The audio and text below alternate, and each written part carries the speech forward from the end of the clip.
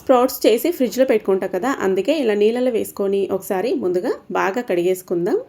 కావలసినన్ని స్ప్రౌట్స్ తీసేసి ఇలా నీళ్ళలో వేసి పెట్టేశాను ఒక 10 నిమిషాల ముందే. వాటిని కడిగేసి ఒక స్ట్రైనర్లో వేసి పెట్టాను నీళ్ళని కారడానికి.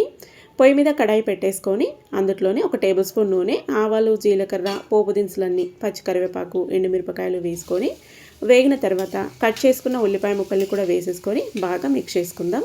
సో ఈరోజు చపాతీలోకి ఈ స్ప్రౌట్స్తో కర్రీ ప్రిపేర్ చేసుకుంటున్నానండి. స్ప్రౌట్స్ని ఏ విధంగా ప్రిపేర్ అంటే ఎలా యూజ్ చేసుకుంటారు మీరు అని అడుగుతూ ఉన్నారు కదా. రకరకాలుగా చేసుకుంటూ ఉంటాను, బట్ మన వీడియోస్ని ఫాలో అయ్యే వరకే తెలుస్తూ ఉంటుంది. ఇందులోనే పసుపు, ఉప్పు వేసేసుకొని బాగా మిక్స్ చేసుకొని కొద్దిగా ఉల్లిపాయ ముక్కల్ని మగ్గించేసుకుందాం.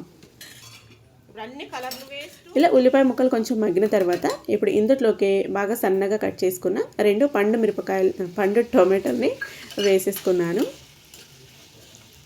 వీటిని కూడా బాగా మిక్స్ చేసి కొద్దిగా టొమాటో ముక్కలు సాఫ్ట్గా మగ్గేంత వరకు మగ్గించేసుకుందాం. ఒక్కసారి ప్రిపేర్ చేసుకుంటే వారం దాకా నేను ఇంకా ఈ స్ప్రౌట్స్ని యూజ్ చేస్తూ ఉంటాను. సో వారం రోజులకి ఖాళీ చేసేస్తాను, అంతకన్నా ఎక్కువ పెట్టుకోను. ఇందులోనే కారంకి సరిపడా రెడ్ చిల్లీ పొడి వేసాను. పచ్చిమిర్చి తొక్కుతో చేసుకుంటే కూడా చాలా బాగుంటుంది. అండ్ ఇలా రెడ్ చిల్లీ పొడి వేసుకొని చేసుకుంటే కూడా బాగుంటుంది. కారం పొడి వేసేసి బాగా మిక్స్ చేసి కొద్దిగా కారం పచ్చిదనం పోయేంత వరకు మగ్గించేసుకుందాం.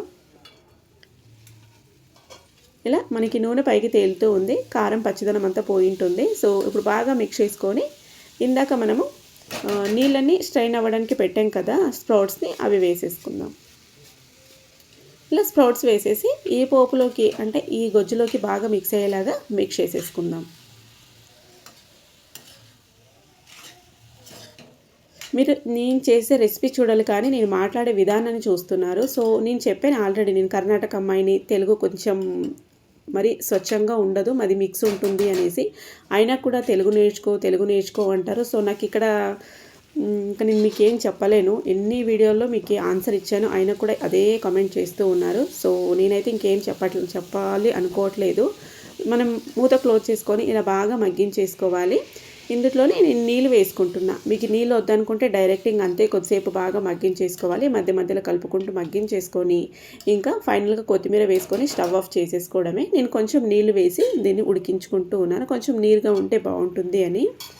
సో ఫైనల్గా మనకి లైట్గా ఆయిల్ పైకి తేలుతోంది కదా, కర్రీ రెడీ అయిపోయింది. నేను ఇందులో కావాలనుకుంటే మనము ఇంకా ఆకుకూరలు కూడా వేసుకోవచ్చు. ప్లెయిన్గా చేశానండి, చూసారు కదా. ఇందులోనే పల్లీలని వేయించి పొడి చేసి వేసుకోవాలి, బట్ పల్లీల పొడి అయిపోయింది అందుకే వేయలేదు. రెసిపీ నచ్చినట్లయితే లైక్ చేయండి.